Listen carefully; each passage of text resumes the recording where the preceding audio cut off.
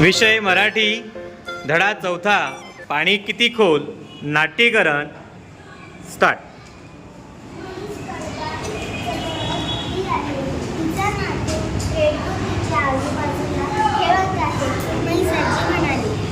आता मी खरंच म्हातारी झाले. हा कडबा काही मला चालेना. अरे बाळा, माझं एक काम करशील का? हो, सांग ना. ही कडब्याची पेटी तेवढी नदी पलीकडच्या कडबाकुशीवरून कापून घेऊन घे. म्हणजे मला तिचा भरता येईल. ते मला पेटी बांधून दे. मला मोठ्यामध्ये दे. कुशीवरून आता कापून घेऊन येतो. स्टार्ट. रेडची पेंडी बांधून देते. रेड उड्या मारत मला जवळ पोहोचते. रेडची नदीत आली. पाण्याचा किती मोठा आवाज येतो. पाणी ओलांडून कोणाला विचारावं बरं. ते इकडे तिकडे पाहते. त्यांच्याजवळ जाते. पण काका, मला नदी पलीकडच्या कडबाकुशीवर जायचंय. आजीसाठी कडबा कापून घ्यायचाय. पण मी नदीच्या पाण्यातून जाऊ शकेन का? नदीत पाणी जास्त दिसतं. मला भीती वाटते. अरे काळजी करू नको. पाणी बुडते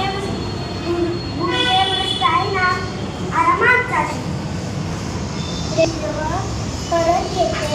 पाण्यात पाय टाकणार तेवढ्याच झाडावरची खालते. त्याला हाक मारते. स्टार्ट. अरे वेड्या, कुठे चाललास? नदीला पाणी किती आलंय, वाहून जाशील. मागे फिर. पाणी जास्त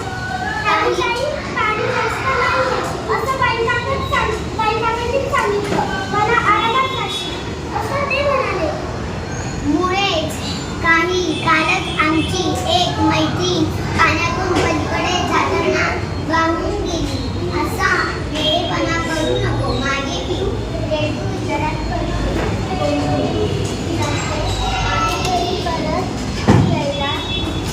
घरी लवकर आलेले पाहून मैसाजी विचारते.